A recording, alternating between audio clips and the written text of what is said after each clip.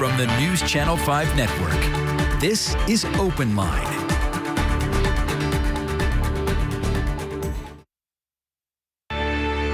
Hello everyone, welcome to OpenLine. Fun show tonight. We are talking about the ever-changing restaurant business here in Nashville.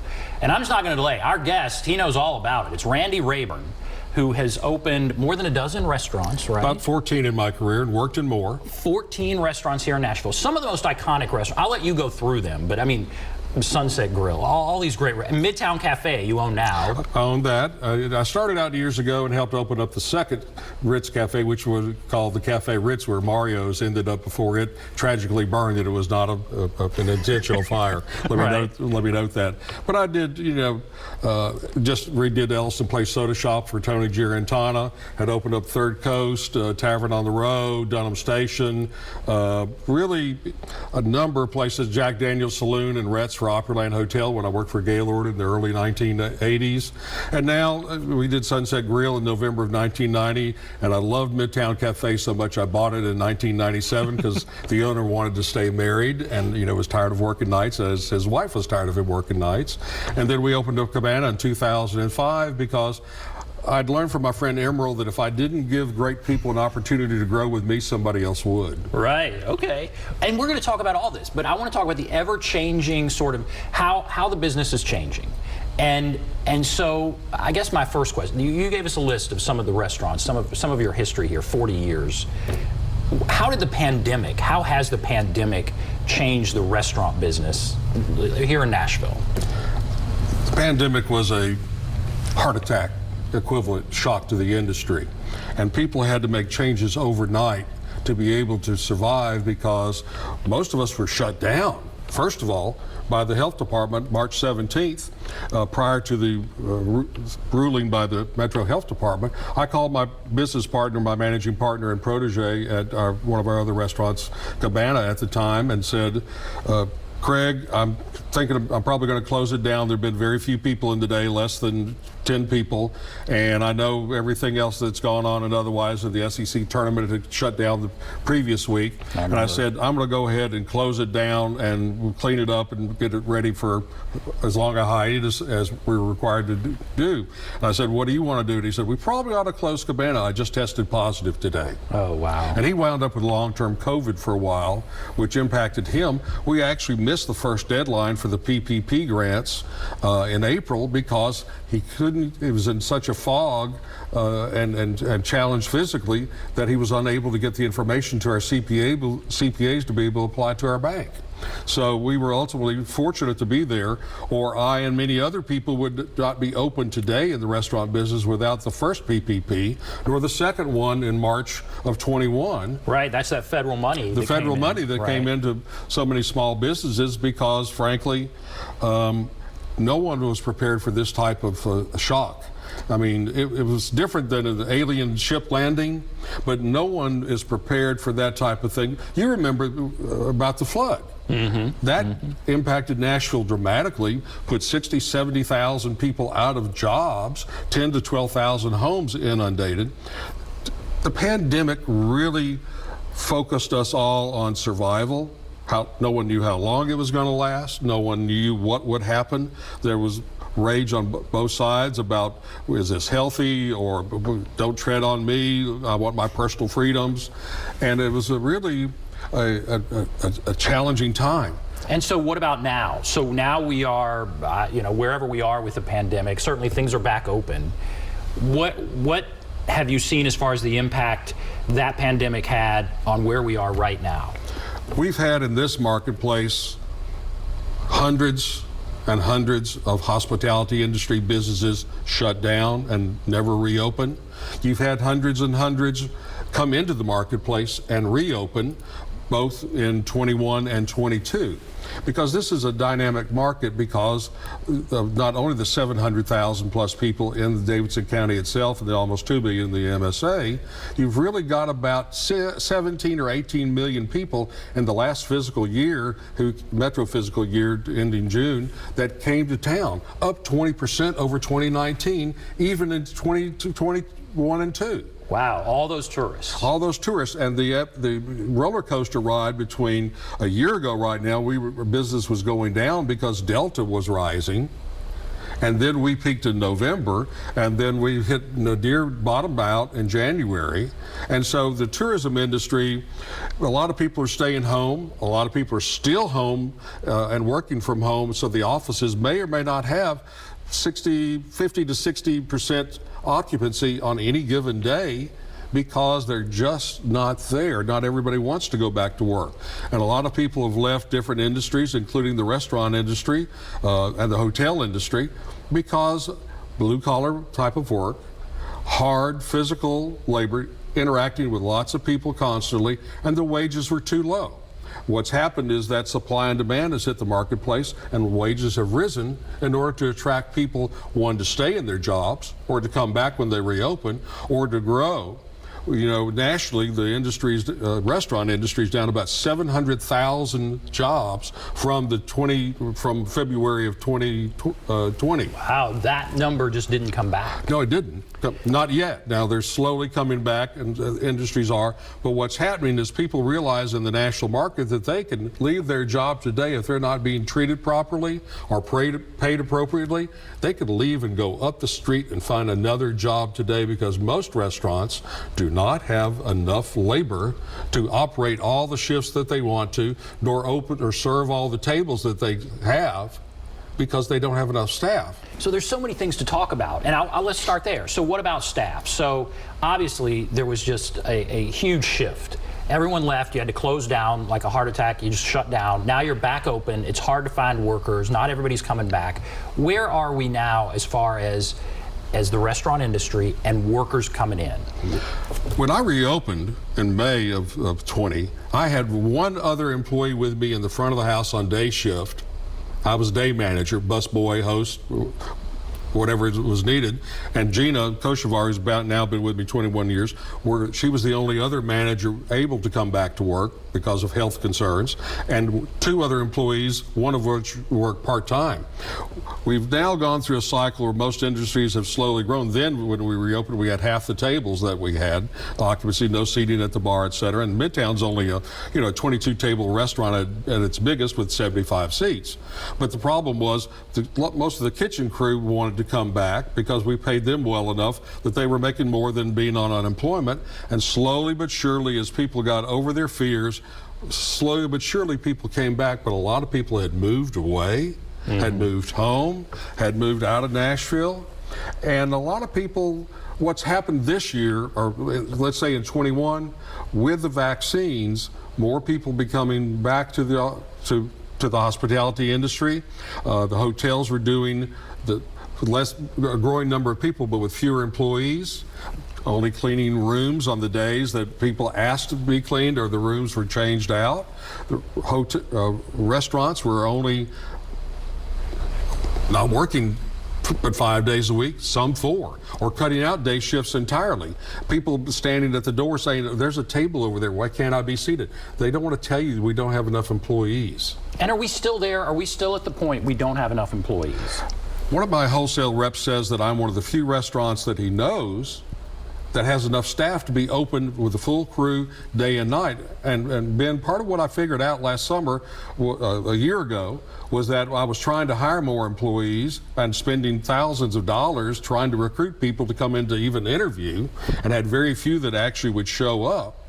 So I took my old college course of Supply and Demand Econ 101 and started paying more, one, to retain the people that were with me, and to recruit people to join us, and wound up getting 5 people who used to work for me coming back, because I knew that my survival depended upon having a good team. A coach without players, much less good players, doesn't do well. When you say pay more, give us an idea. How much more? 10%, 20%? Is it a big increase, or what do you mean? I think you're seeing anywhere from a 10 to 30 to 40% increase in hourly wages.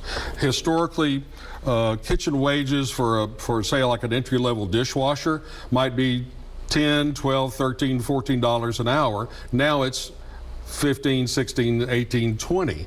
You look at the chain restaurants. You look at Taco Bell in East Nashville. They'll hire people $15 to $18 an hour starting pay to come in. It's 18 if they have experience. The national chains, they couldn't open up their dining rooms. So supply and demand, the marketplace is realizing that in order to attract people back in at any age, whether high school, whether otherwise, they've loosened up their restrictions. They've made things a lot more lenient. They're providing scholarship opportunities by the McDonald's and other people. It's all about what's in it for the employee, because the employee knows they can go up the street. So there is significant movement. Our industry had the highest leaving jobs rates, because if it wasn't a comfortable culture, they voted with their feet and moved somewhere else. So that's good for employees, but here you are as an owner. And what has that meant for you? Does that mean it is harder to keep your restaurant open, or is this something that should have happened a long time ago? I think a lot of things happen in crisis, and people start readjusting their parameters. What I looked at was I'd rather make some money than none. You know, my return on investment wasn't anywhere close to where it was in 2019, but I was open and making my customers happy and getting good reviews online, which was bringing more people in. Because what happened was the locals weren't coming out as much. The hotel industry was beginning to come back into town. You know, we actually peaked in mid-May in this marketplace right now, and then the hotel industry dropped over 3 weeks from 88% occupancy down to 63%, and then CMA week started. And so business has been coming back because recession. Let's cut back. Let's not drive as much. The airlines are a hassle. Let's just cancel our flight because we're going to get canceled anyway. So Nashville has grown because it is a tourism city, and it grew because we needed to grow our sales tax base because the internet was killing our sales tax base. It had gone from 20% under Bredesen as mayor to Purcell to less than 16%, and now it's back up over 20%. See, you can talk on all kinds of levels here about this city. You've been a big player in this city for so long. I want to get back to the hiring and all of that right now. As far as, do you think this is a temporary increase, you know, that you're paying 20, 30% more, and maybe when everybody comes back, those will go back down? Or is this a permanent thing? I think we're seeing this as a realistic thing. When you look at the inflation charts that are out there, when my Social Security that I draw is going to be up over around 10%. Now, it's not going to go up as much next year, hopefully, but this market has shifted. And in order to retain employees, you've got to be proactive as well as have a welcoming, friendly employee culture, or they'll vote with their feet and walk out the door and go up the street. And a lot of them are still doing it every day in this marketplace in any type of business, retail or industrial. You know, that's why a lot of businesses have hesitated to require people to come back into the office part-time, much less full-time, because do they want to lose that person at the cost of acquiring a new person and starting up from scratch? Right. The market has shifted permanently in terms of that. Now, it may not grow as fast in the future, but a big part of that will be the national trends on inflation, because, you know, as rents don't rise as quickly as the price of gasoline has gone down dramatically in the last 8 weeks, you know, we'll see what happens overall with oil and natural gas prices, you know, because when there are enough chips being made, cars and used cars will be, you know, more affordable a year from now, I hope. Yeah, definitely. What's your biggest challenge? So is hiring your biggest challenge? Is inflation maybe your biggest challenge? As a restaurant owner, there's so many things you have to worry about. Is it just the uncertainty? When you go to bed at night, you know, as a restaurant owner, what are your biggest challenges right now? My biggest challenges day to day are getting deliveries of every product that I need because of the supply gaps in the whole logistics of every industry, from paper goods, dry goods of all kinds, to fresh goods, to getting the produce that we want, because there are not enough people to pick the fields, enough drive. There are now, fortunately, enough truck drivers. I think over 100,000 truck drivers have been added in the last 18 months. But that's my biggest issue, is watching the inflation that normal people see in the grocery store that we see at the wholesale level. You know, when I'm paying $6 per pound for chicken breasts, when I'm paying price of beef has come down since the first quarter. The first quarter, I was paying $23 a pound for Black Angus beef. I'm now paying $14.93 this week. Now, that's coming down because they're, one, slaughtering more cattle because it costs more to feed them. So there's a short-term push in the marketplace because it's all supply and demand. And I've said that the price of prime beef will be double next summer because of the price of wheat and corn and other feedstocks internationally, and the impact on the American economy because it's all interconnected. Interesting. So you're focused on those things. Yeah, the supply chain. That's a huge concern issue for you as a restaurant owner. And then, all right, assess, is Nashville better than most cities as far as a place where to own a restaurant? I mean, what's our restaurant situation like right now, in your opinion? Look at the number of people that have come here since 2012 and what I call the post-flood era. You know, Nashville became the it city because of the TV show Nashville. It really was the successor to Dallas. As a draw that painted this beautiful picture of Nashville as a hip, fun place to be. And so suddenly we became the it city.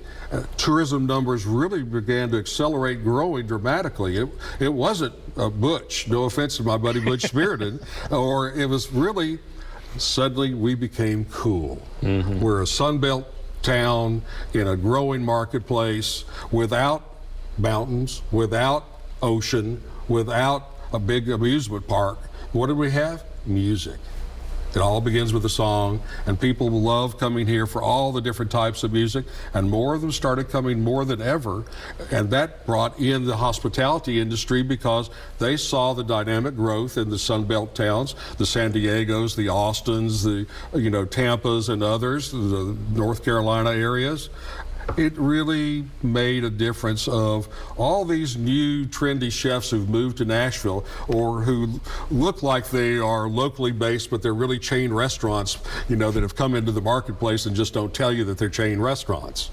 And would you say, we have to go to break in a moment, would you say we're more of a tourist restaurant town, or is it a town for locals who want to go out to eat, or what about that? What we've had is the neighborhoodization, as I call it, of the city. People there's the downtown segment within the interstate, the old 265 as some of us still call it, and that has changed and grown dramatically. But in the neighborhoods, you've had the filling out of restaurants and ethnic cuisines that have really grown and transpired. The people from Brentwood and Williamson County and the surrounding counties don't have to come into town on the weekends anymore unless they're coming to Bridgestone, unless they're coming to the Skimmerhorn or T-Pack. And so it's really, people are staying closer to home. You've had these changes because of the DUI laws being enforced in the late 1980s. You've had the growth of local restaurants. You've had the growth of chain restaurants coming in. And all this has contributed to people who have 3 to 5 places that they go to normally. Depends on the occasion, whether something nice, whether it's casual sports bar or otherwise, or someplace they take the family. The one thing about the last 2 years that's bothered me, my goal used to be to stamp out home cooking, Ben. I think I failed on that account. Cooking at home has had a great renaissance, but restaurants are doing well, but the marketplace has changed. If you're downtown area, West End area, there's more and more tourism because there are more hotels that have come here for one reason or another. The convention center was only designed to double the number of conventioneers from 300,000 to 600,000. Well, a lot more has grown because of Lower Broadway becoming what none of us thought it would become, and it's gotten out of hand. It's huge. It's insane. It's insane, but it's gotten out of hand because there were no restrictions on the transportainment. Right. And greed and need has turned it into an area that's in the process of being cleaned up, and it's really a big challenge for downtown. That's why a lot of the local major businesses are moving from their downtown towers out to National Yards or to Midtown or other areas. Now that's interesting. Okay, see, all right, we have to go to break, but there's so much to talk about, and that kind of sets the table for our discussion. Phone lines are open. We already have a couple people on there. What's your favorite Randy Rayburn restaurant? Go ahead, give us a call, talk about whatever you want to talk about. We'll take a break. Be back right after this.